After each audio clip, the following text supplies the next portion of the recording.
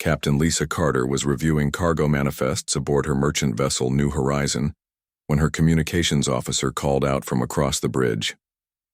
"Captain, we're receiving a priority message on the emergency channel." Lisa looked up from her datapad, noting the serious expression on her officer's face. Emergency channels were reserved for the most critical situations, usually involving imminent danger or military action. She had been trading in Veltar space for 3 years without any major incidents. "Put it through to my station," she ordered, walking over to her command console.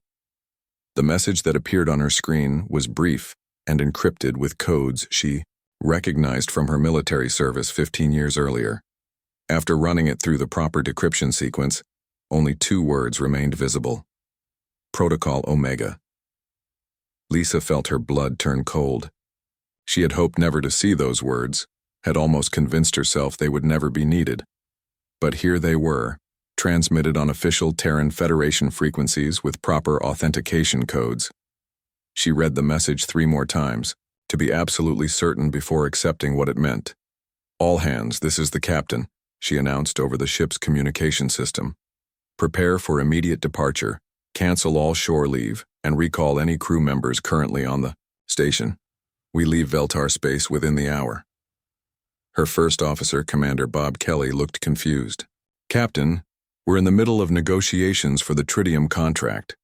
The Veltar representatives are expecting us to finalize the deal tomorrow morning." Lisa was already plotting a course back to human space on her navigation console. "Send a message to the Veltar Trade Council. Tell them our business is concluded and we're returning to Federation space immediately. Offer no other explanation."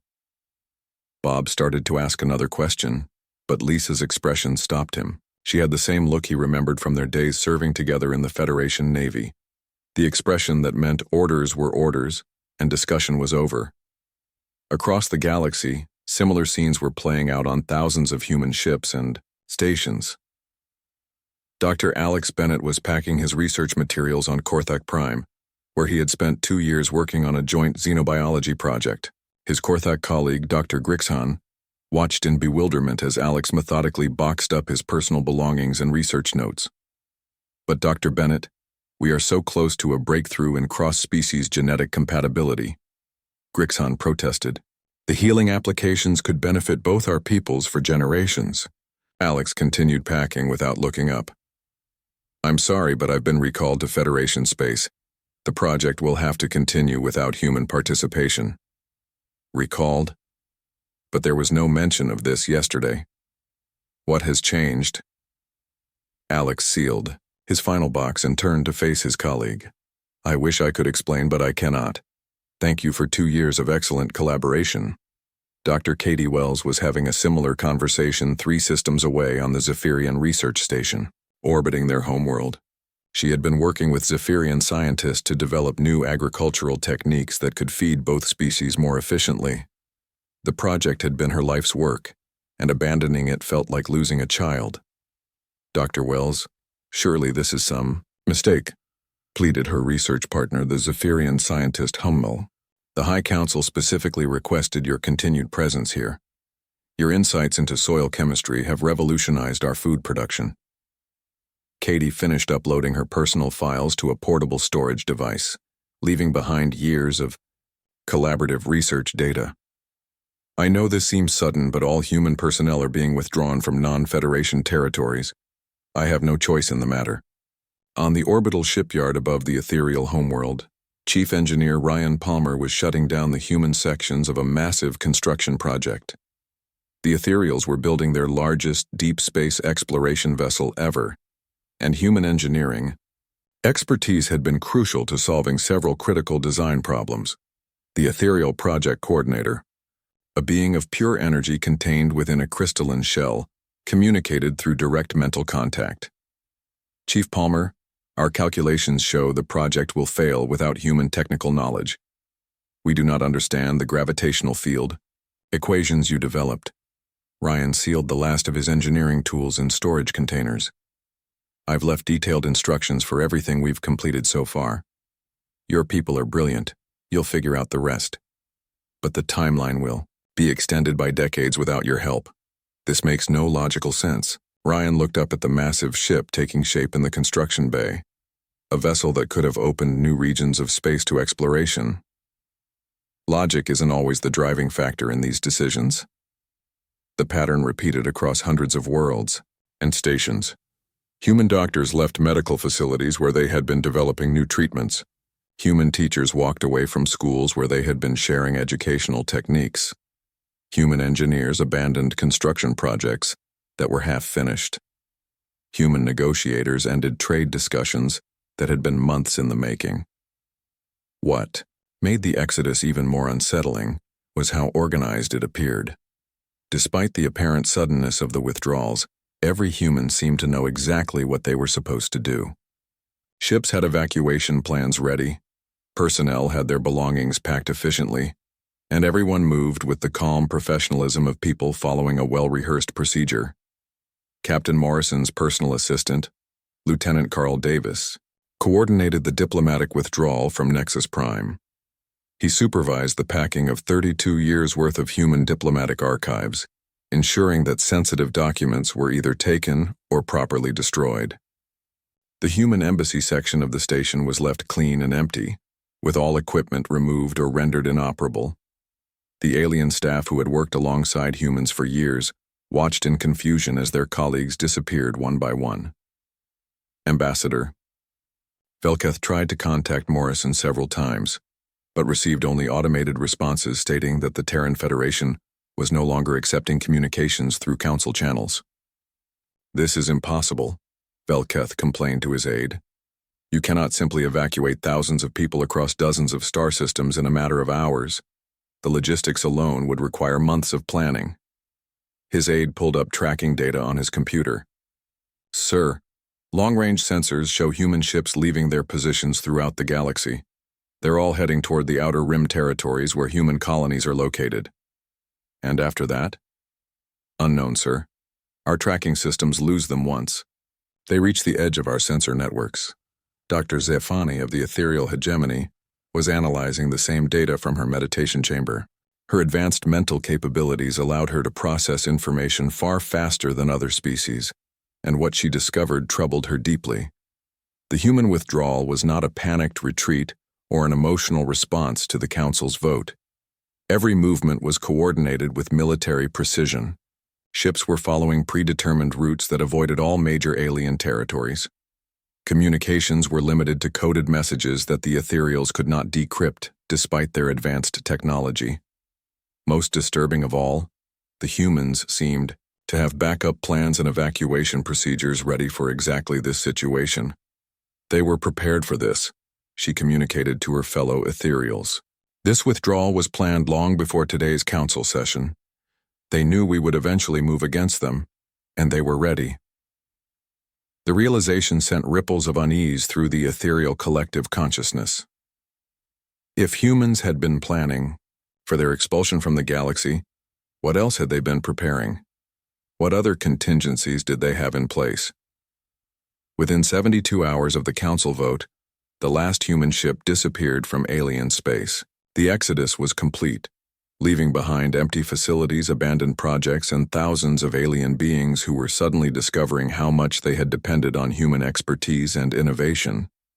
The galaxy had gotten exactly what it voted for: a future without human interference. None of them yet realized what that future would actually look like. Ambassador Velketh stood before the emergency session of the Galactic Council, looking out at delegates whose confident expressions had been replaced by desperate worry.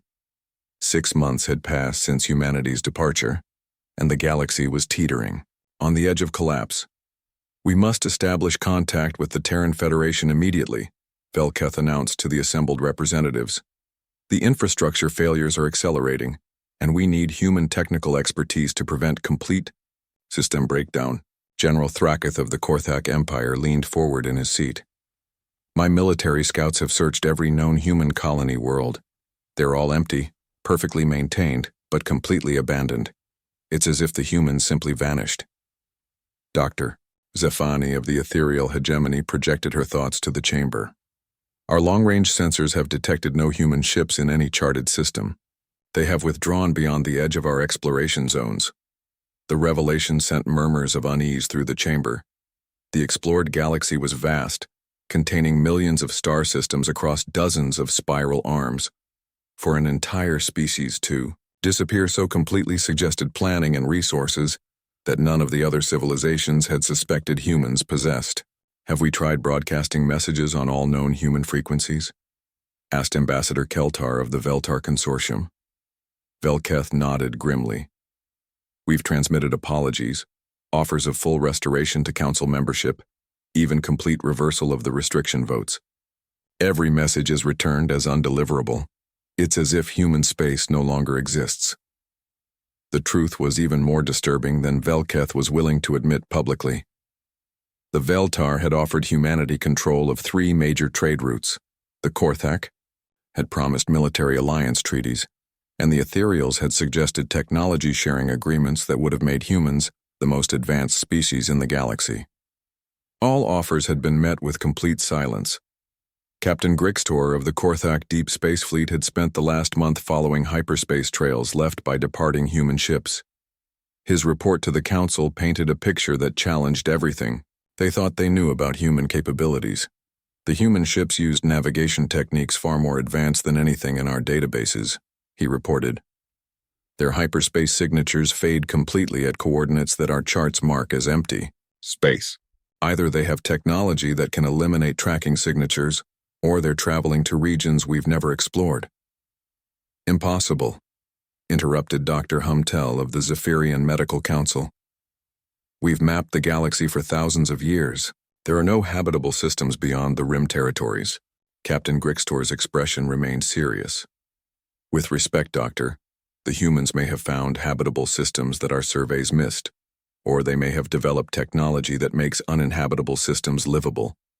The implications of that statement hung heavy in the chamber. If humans had been secretly developing advanced technologies while maintaining their facade of cooperation, it suggested a level of strategic thinking that none of the other species had anticipated. Dr. Zafani had been analyzing the situation using her species' most advanced predictive algorithms. What she had discovered troubled her more than the immediate crisis. "I have reviewed 32 years of human behavior patterns within the Council," she communicated to the assembled delegates. "The evidence suggests this withdrawal was not a spontaneous reaction to our restrictions." "What do you mean?" asked Velketh. "Human requests for mapping data of unexplored regions increased significantly over the past 5 years. Their resource-gathering efforts shifted toward materials, useful for long-distance space travel. Most significantly, they established supply depots in remote systems that we assumed were for normal colonial expansion." The chamber fell silent as delegates absorbed the implications. If Dr. Zefani was correct, humanity had been preparing for this moment for years, quietly building the infrastructure necessary to abandon the known galaxy entirely. "They saw this coming," General Thraketh said slowly. "They knew we would eventually move against them, and they prepared accordingly." The realization was deeply unsettling. It meant that while the other species had been debating how to control humanity, humans had been planning how to survive without them. The level of foresight and preparation suggested strategic thinking that operated on timescales the other species found difficult to comprehend. Admiral Zelkor of the combined Galactic Fleet had been tasked with expanding the search beyond the known galaxy. His ships had ventured farther from civilized space than any expedition in recorded history, but even these extreme efforts had yielded frustrating results. "We've discovered evidence of human activity at the very edge of our sensor range," he reported. "Construction sites with clear signs of human engineering, but all abandoned and sterilized. No indication of where they went from there." "What kind of construction?" asked Velketh. "Massive installations, clearly designed for deep space operations. The scale suggests they were building infrastructure for permanent settlement rather than temporary outposts." The construction sites that Admiral Zelkor's scouts had discovered were perhaps the most unsettling evidence of human capabilities. The installations were built using technology that surpassed anything the Council species possessed, suggesting that humanity's technological development had been advancing far beyond what they had revealed through Council cooperation. Chief Engineer Victal who had examined the abandoned human sites, provided a technical analysis that shook the council to its core. The construction techniques and materials are decades ahead of our current capabilities. The humans were building with technology they never shared with council species. Are you suggesting they were deliberately hiding technological advances? Asked Dr. Zafani. I'm suggesting they were operating at a level of sophistication that makes our own technology look primitive by comparison. The search efforts were expanded further, with ships from all major civilizations joining the hunt for any trace of human presence. But each expedition returned with the same result: evidence of human preparation and planning, but no indication of where they had actually gone. The psychological impact on galactic civilization was becoming as serious as the technical problems. Species that had seen themselves as advanced and sophisticated were confronting the possibility that they had been the junior partners in galactic civilization without ever realizing it. We need to face the truth, Dr. Zafani communicated to the council. Humanity was not the chaotic, disruptive influence we believed them to be. They were the stabilizing force that allowed our civilization to function at levels we could not maintain on our own. The admission was painful for species that had prided themselves on thousands of years of cultural and technological development. But the evidence was overwhelming. Every major system in galactic civilization was operating at reduced efficiency or failing entirely without human involvement. As the months passed and the search continued without success, a new fear began to emerge among the council species. If humans had been secretly developing advanced technology while cooperating with galactic civilization, what else might they have been planning? Were they observing the galaxy's collapse from hidden locations? Were they preparing for something even more significant than simple withdrawal?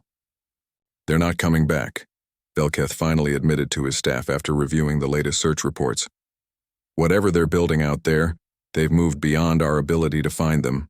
The galaxy that had voted to restrict human influence was discovering that it might have driven away the only species capable of ensuring its continued survival. And somewhere beyond the edge of known space, humanity was building something new, while their former partners struggled with the consequences of their own fear and prejudice. The search would continue, but with each passing day, it became more clear that the galaxy had not expelled humanity. Humanity had evolved beyond the galaxy entirely. 3 months after the human exodus, Ambassador Velketh stood in his office aboard Nexus Prime, staring at reports that filled him with growing dread. The initial celebration following humanity's departure had given way to a series of cascading problems that seemed to multiply each day. His aide entered with another stack of emergency communications. Sir, we have reports of system failures in 17 more sectors. The Korthak military is requesting immediate technical assistance, and the Zephyrian medical facilities are reporting critical shortages of treatment protocols. Velketh took the reports with shaking hands. 3 months ago, he had been convinced that removing human influence would bring stability to the galaxy. Now he was beginning to understand just how much that influence had been holding everything together. The first signs of trouble had appeared within weeks of the human departure. The Veltar trade networks, which had operated smoothly for decades, began experiencing delays and inefficiencies that grew worse each day. Routes that human logistics experts had optimized were falling apart as cargo ships arrived at the wrong destinations or carried supplies that were no longer needed. Trade Director Kelmar was struggling to manage shipping schedules that had once run like clockwork. I don't understand how the humans made this look so easy, he complained to his staff. We have the same computers, the same data, but somehow our efficiency ratings have dropped by 60%. His logistics coordinator pulled up shipping manifests on her screen. Sir, the human trade analysts had developed prediction algorithms that anticipated demand cycles across multiple sectors. Without those algorithms, we're basically guessing where to send supplies. Can't we recreate their methods? We've tried, sir, but their approach was based on economic models that incorporated variables we didn't even know existed. It will take years to rebuild that level of sophistication, assuming we can figure out how they did it. The problems extended far beyond simple trade inefficiencies. On the Korthak homeworld, General Thracht was discovering that his military's recent successes had depended heavily on strategic insights provided by human advisors like Colonel Ryan Palmer. How did we lose 3 entire battle groups to rebel forces in the Outer Territories? Thracht demanded at his daily briefing. These are the same rebels we defeated easily just 6 months ago. Major Grichtel, his intelligence officer, looked uncomfortable. Sir, our battle plans were based on tactical frameworks developed by the human military advisors. Without their input, we've reverted to traditional Korthak strategies that the rebels have learned to counter. Are you telling me that humans made our military more effective? Yes, sir. Colonel Palmer's approach to adaptive strategy and resource management increased our success rate by over 300%. His departure has left significant gaps in our operational capabilities. Similar revelations were occurring throughout Korthak space. Human engineers had quietly improved their ship designs, increasing fuel efficiency and reducing maintenance requirements. Human communication specialists had streamlined their military coordination networks. Human medical officers had developed trauma treatment protocols that saved thousands of Korthak lives during combat operations. The Zephyrian Collective was facing even more serious problems. Their medical facilities, which had benefited enormously from human expertise, were struggling to contain a viral outbreak on their outer colony worlds. Dr. Humtel, the chief medical officer for the Zephyrian Health Ministry, reviewed infection reports with growing panic. The mortality rate has increased by 40% since Dr. Nancy Foster left. We're using her treatment protocols, but they're not working against this new viral strain. His assistant, Dr. Vemtha, checked their medical databases. Sir, Dr. Foster's notes indicate that her protocols were designed to be adaptive, modified based on how the virus mutated, but we don't understand the underlying principles she used to make those modifications. Contact her immediately. Offer whatever compensation necessary to bring her back. We've tried, sir. All communications to human space are being returned as undeliverable. It's as if they've completely cut off contact with our territories. The viral outbreak was spreading faster than the Zephyrians could respond.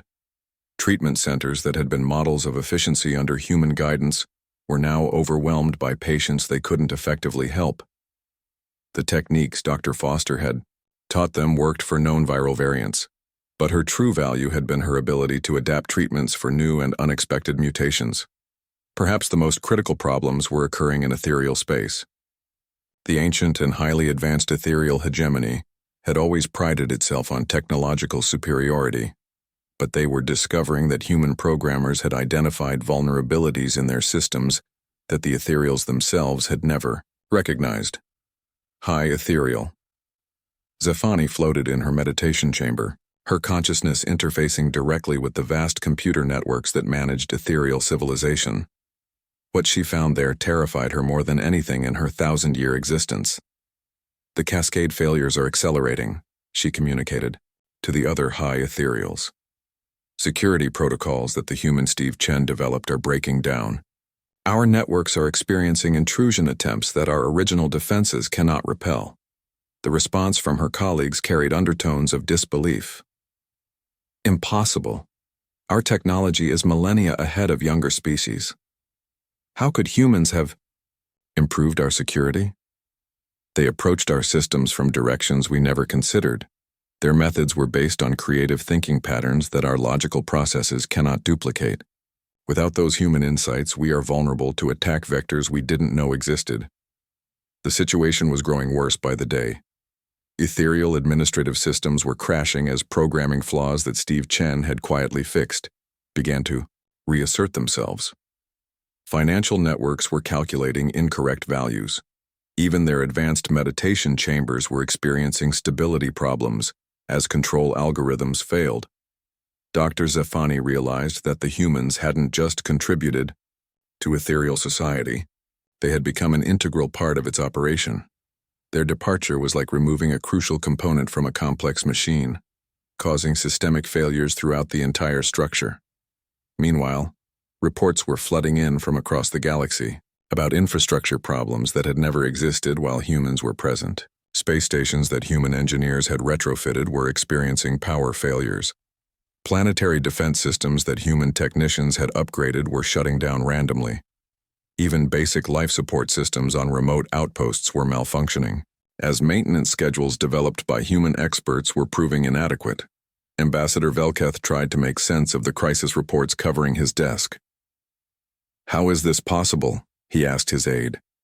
"We managed galactic civilization for thousands of years before humans arrived. How did we become so dependent on them in only 30 years?" His aide had been researching the same question. "Sir, I think we didn't realize how much the humans were actually doing. They didn't take over our systems, they improved them. But those improvements became so integrated into our operations that removing them caused everything to break down. Can we fix these problems ourselves?" "The technical teams are trying, sir, but the humans apparently understood our systems better than we did. They identified inefficiencies and vulnerabilities that we had accepted as normal for centuries. Without their insights, we're having to completely relearn how our own technology works." The most disturbing aspect of the crisis was how quickly it had developed. Within 3 months, the galaxy had gone from celebrating humanity's departure to facing the possibility of civilizational collapse. Systems that had operated smoothly for decades were failing. Conflicts that had been resolved were reigniting, and problems that human expertise had solved were returning with unprecedented severity. As reports continued to flood in from every sector of the galaxy, one fact became increasingly clear. The aliens had not driven away a troublesome species that threatened their stability. They had expelled the very people who had been keeping their civilization functioning. Commander Jake Morrison stood at the observation deck of Nexus Prime, watching ships from dozens of different species dock at the massive Galactic Council station. The sight should have filled him with wonder, but after 32 years of human membership in the Galactic Council, he felt only tired frustration. The aliens had called this emergency session with less than 48 hours' notice, and Jake knew it meant trouble for humanity. The massive station rotated slowly in space, its crystalline towers and metal corridors housing representatives from every major civilization in the galaxy. Jake had spent the last 15 years here, as the head of the Terran Federation delegation, trying to keep peace between humanity and the other species who seemed to fear them more each passing day. His aide, Lieutenant Carl Davis, approached, with a data pad. "Sir, the preliminary vote count is in," Carl said quietly. "It doesn't look good." Jake took the pad and scanned the numbers. 847 votes in favor, 1 against. The 1 against was humanity. Every other species in the galaxy had voted to impose restrictions that would effectively end human expansion and force them to share their technology with species who had spent decades trying to limit human influence. "They really think this will work," Jake said, handing back the pad. He looked out at the alien ships again, noting how many of them used human-designed engine modifications and navigation systems. The irony was not lost on him. The main council chamber was a vast amphitheater carved from a single asteroid, with seating for over 1,000 delegates arranged in concentric circles around a central speaking platform. As Jake entered with his small human delegation, he could feel the eyes of hundreds of alien beings watching him. Some looked satisfied, others nervous, but all seemed to expect some kind of dramatic human reaction. Ambassador Velketh of the Veltar Consortium stood at the central podium, his blue-scaled form gleaming under the chamber lights. "The motion has passed by overwhelming majority," he announced, his translator rendering his words in the common galactic tongue. "The Terran Federation will comply with the following restrictions immediately." Jake listened as Velketh read the list. No human ships were allowed to travel beyond a designated zone around Earth and their existing colonies. All human military technology had to be shared with the Council for security purposes. Human trade routes would be managed by other species to ensure fair distribution of resources. Most insulting of all, human colonies would accept advisors from other species to help them govern more responsibly. The chamber erupted in cheers from most of the alien delegates. The Korthak representatives, massive reptilian warriors, roared their approval. The ethereal Zephyrians hummed in harmonious celebration. Even the ancient ethereals, usually silent in their floating meditation chambers, pulsed with satisfied blue light. General Thraketh of the Korthak Empire stepped forward next. "For too long, humans have disrupted the natural order of the galaxy," he declared, his voice booming through the chamber. Your species spreads too quickly, changes too much, and refuses to accept the wisdom of your elders. These restrictions will teach you proper respect for established authority. Dr. Zephani of the ethereal hegemony spoke next, her mental voice, touching every mind in the chamber. Humanity's chaotic nature threatens the stability we have maintained for millennia. Order must be preserved. The other delegates nodded in agreement, convinced they were solving a serious problem. Jake had heard these arguments countless times before. Humans were too unpredictable, too innovative, too willing to question old ways of doing things. They scared the established powers because they represented change, and change threatened those who had controlled the galaxy for thousands of years. Ambassador Keltar of the Veltar Consortium stood to address the chamber. We do not do this out of hatred, he said, though his words carried little conviction. We do this to protect the peace and prosperity all species have enjoyed under the current system. Humans must learn to work within established boundaries. The speeches continued for another hour, each delegate explaining why humanity needed to be controlled for the good of the galaxy. Jake noticed that none of them mentioned how human engineers had improved their ship designs, how human doctors had helped solve medical crises on a dozen worlds, or how human negotiators had prevented 3 wars in the past decade alone. When the speeches ended, Velketh turned to Jake. Commander Morrison, the Terran Federation has one standard galactic day to provide formal acceptance of these restrictions. What is humanity's response? The chamber fell silent. Nearly 1,000 alien beings waited to hear how humanity would react to being caged. Some expected anger, others pleaded for cooperation, but all seemed prepared for a long debate about terms and conditions. Jake slowly stood up from his seat in the human delegation area. He walked calmly to his aide Carl and whispered something brief. Carl nodded and began quietly gathering the human delegation's materials and data pads. The aliens watched this preparation with growing confusion. Moving to the central platform, Jake looked around the chamber at all the species who had just voted to restrict his people. His face showed no anger, no surprise, no emotion at all. The silence stretched on as he seemed to consider his words carefully. The Terran Federation formally withdraws from the Galactic Council, effective immediately. Jake said in a clear, calm voice that carried to every corner of the chamber, We thank you for 32 years of cooperation and wish you well in your future endeavors. Without waiting for questions or responses, Jake turned and walked toward the exit. The human delegation followed him, moving in complete silence. No arguments, no protests, no attempts to negotiate. They simply left. The chamber remained silent for several moments after the humans disappeared. Then excited chatter broke out among the alien delegates. Many seemed pleased that the humans had accepted defeat so easily. Others looked troubled by how quickly and quietly they had given up. Ambassador Velketh called for order. The human response is noted and accepted, he announced. This council will now focus on managing galactic affairs without human interference. But as the delegates began discussing their victory, none of them noticed the small detail that would soon change. Everything. Before leaving, Carl had quietly activated a tiny transmitter that sent a coded message to every human ship, station, and colony in the galaxy. The message contained only 2 words, but they would reshape the entire galaxy within days. Protocol Omega.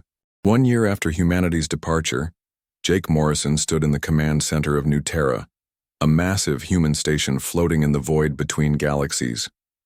Through the observation windows, he could see construction ships working on the latest addition to humanity's growing infrastructure, a deep space research facility that dwarfed anything they had built while constrained by Galactic Council politics. Lieutenant Sam Brooks approached with the daily communication reports. Sir, we're still receiving messages from the old galaxy. The frequency has actually increased over the past month. Jake took the datapad and scrolled through the desperate pleas from various alien civilizations. Offers of technology sharing, promises of equal representation in galactic government, even suggestions that humans could take leadership roles in managing galactic affairs. All of it came too late. Any message worth responding to? Jake asked, though he already knew the answer. No, sir.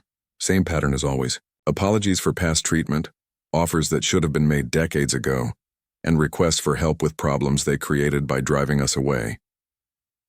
Jake handed back the pad and returned his attention to the tactical display showing humanity's new territory. In the year since leaving the Galactic Council, humans had established permanent settlements in 17 different star systems, all of them beyond the detection range of their former allies. The progress had been remarkable, freed from the restrictions and bureaucracy that had slowed their development for decades. Dr. Katie Wells entered the command center, carrying a report on the agricultural developments in the outer colonies. Jake, I wanted to update you on the food production statistics. We're exceeding all projections for sustainable growth. Better than what we achieved under council oversight? By a factor of 3, without having to comply with council regulations. On genetic modification and resource allocation, we've been able to implement techniques that would have taken decades to approve through their bureaucracy. It was the same story across all aspects of human civilization. Medical research was advancing at unprecedented rates without council restrictions on experimental procedures. Engineering projects that would have required years of environmental impact studies were being completed in months. Most importantly, humans were making contact with new species who actually welcomed their innovations and cooperative approach. Dr. Alex Bennett had been leading the xenobiology research teams that were studying life forms in the new galaxy. His work had already identified 3 species with potential for beneficial cooperation, a faster rate of success than humanity had achieved in 30 years of council membership. The Andorian crystalline entities are particularly interesting, he reported to the Science Council. They process information in ways that complement human thinking patterns. Our preliminary collaborations have already yielded advances in quantum computing that exceed anything we developed in the old galaxy. Any signs of the fear and suspicion we encountered with council species? Asked Dr. Wells. None at all. They seemed genuinely excited by the possibility of learning from us, and they're eager to share their own knowledge in return. It's the kind of cooperation we always hoped for but never achieved with the Galactic Council. The contrast with their previous experience was striking. In the old galaxy, every human innovation had been viewed with suspicion, every advance seen as a potential threat to established power structures. Here, they were finding species who welcomed change and viewed human adaptability as an asset rather than a danger. Commander Lisa Carter had been leading the exploration teams that were mapping their new territory. Her reports described a region of space rich with resources and opportunities that the Galactic Council had never imagined existed. We've identified habitable worlds in systems the Council's surveys marked as uninhabitable, she reported. Their exploration techniques were apparently far more limited than we realized. How many worlds are we talking about? Asked Jake. Potentially hundreds. The techniques we developed for terraforming and environmental adaptation work even better than we expected in this region. We could support a human population 10 times larger than what we had in council space. The implications were staggering. Humanity had not just survived their expulsion from galactic civilization. They had discovered opportunities for growth and development that far exceeded anything available in their previous territory. Lieutenant Sam Brooks continued monitoring communications from the old galaxy, tracking the deteriorating situation. As former council members struggled with cascading system failures, the reports painted a picture of civilizations in decline, unable to maintain the standards they had achieved with human assistance. Sir, the latest intelligence reports indicate that the Veltar trade networks have collapsed entirely in 3 major sectors. The Korthak military has lost control of their outer territories, and the Zephyrian medical facilities are reporting epidemic-level mortality rates. Jake reviewed the reports with a mixture of sadness and resignation. Any indication they've learned from the experience? Some of them seem to understand what they lost, but others are still blaming humans for abandoning them. There's been talk of forming military expeditions to force us to return and provide assistance. Let me know if any of their ships approach our space. We'll need to decide how to respond to that kind of threat. The possibility of military action by their former allies was something humanity had prepared for. The defensive systems protecting human space were far more advanced than anything the Council species possessed, built with technology developed during their year of freedom from Council restrictions. Chief Engineer Ryan Palmer had been overseeing the construction of humanity's defensive perimeter. Their military technology is at least a decade behind what we've developed since leaving.